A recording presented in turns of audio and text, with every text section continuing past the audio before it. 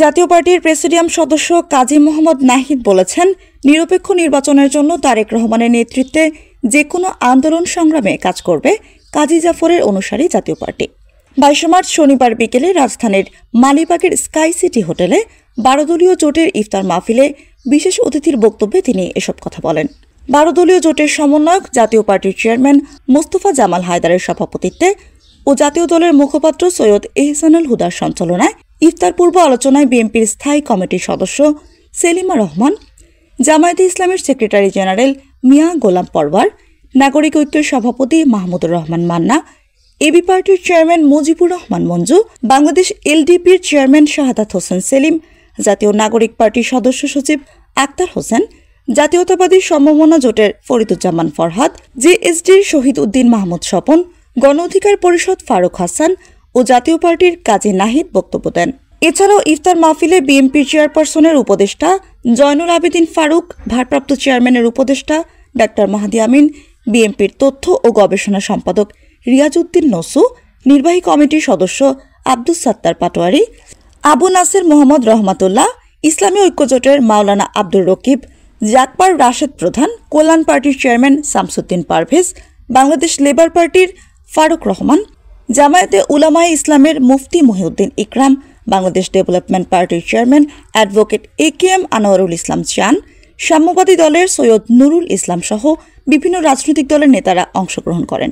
ইফতার মাহফিলে বিএনপির ভারপ্রাপ্ত চেয়ারম্যান ভার্চুয়ালি যুক্ত হয়ে প্রধান অতিথির বক্তব্যে কোনোভাবেই যেন স্বৈরাচার বা তার প্রেতাত্মারা আবার এদেশের মানুষের কাঁধে চেপে বসতে না পারে, সেজন্য সবাইকে বৃহৎ স্বার্থে ঐক্যবদ্ধ থাকার আহ্বান জানান।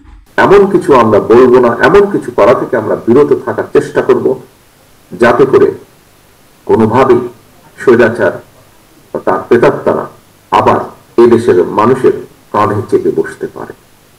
এই হোক আমাদের প্রত্যাশা, এই হোক আমাদের শপথ আজকের এই দোয়া মাহফিল, আজকের এই ইফতার মাহফিল। দেশ এবং জাতি আজকে এক চরম সংকটের মধ্যে নিমজ্জিত। যে বিগত জুলাই অগাস্টে যে ঐক্য আমরা গড়ে তুলেছিলাম তাকে আমরা অক্ষুণ্ণ রাখবো। আমরা লক্ষ্য করছি একটার পর একটা প্রতিদিন নতুন নতুন ইস্যু সৃষ্টি করা হচ্ছে।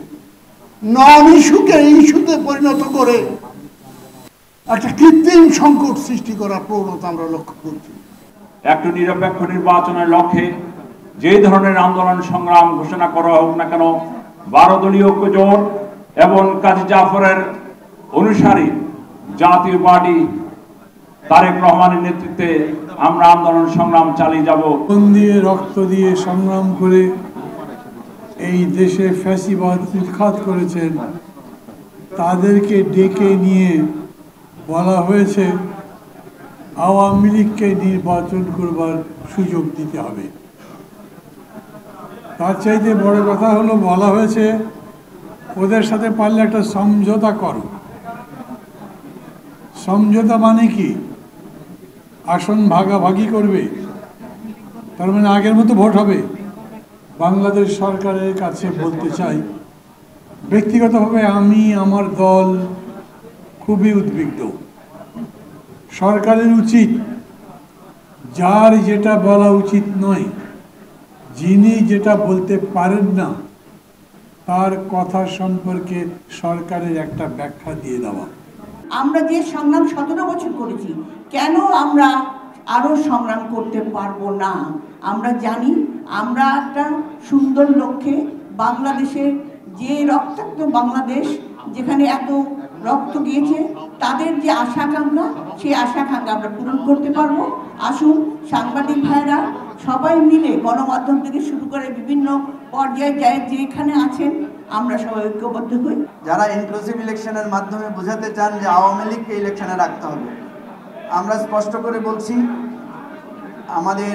আমার দলের পক্ষ থেকে আমার অবস্থান আমি পরিষ্কার করে বলছি যে আওয়ামী লীগকে ইলেকশনে আনতে আমাদের কোনো আপত্তি নাই, কিন্তু তার আগে আমাদের যত মানুষের রক্ত ঝরেছে, হাত পা হারিয়েছে, চোখ হারিয়েছে, আমাদের ভাইদের বোনদের জীবনগুলো আগে ফেরত দিতে হবে। আমাদের যে লক্ষ লক্ষ কোটি ডলার পাচার হয়েছে, সেই অর্থের হিসাব আমাদের কাছে ফিরিয়ে দিতে হবে। আমার ভাইয়ের রক্ত, তকতকে রক্তের উপর বাংলাদেশে কোনো ফ্যাসিবাদ তার ইনক্লুসিভিটির কথা বলে সে আবার তার ফ্যাসিবাদ কায়েমের স্বপ্ন দেখবে, যদি হয় আমাদের লাশ এবং রক্তের উপর দিয়ে সেটা হবে, এটাই আমাদের একমাত্র অঙ্গীকার। আওয়ামী বাংলাদেশের ইতিহাসে অত্যন্ত নির্দিষ্ট একটি ফ্যাসিস্ট গণহত্যাকারী দল। এই দলকে গত 5ই আগস্ট বাংলাদেশের জনগণ তথা রাজনৈতিক দলগুলো নিষিদ্ধ করেছে। সুতরাং এ নিয়ে আর জনমতের কোনো প্রয়োজন নেই, কথা বাড়াতে চাই না। আমরা শুধু একটাই আহ্বান জানাবো, এই বিপ্লবের স্পিরিট যাতে নষ্ট না হয় সেদিকে রাজনৈতিক দলগুলোকে ঐক্যবদ্ধ থাকতে হবে, সজাগ থাকতে হবে।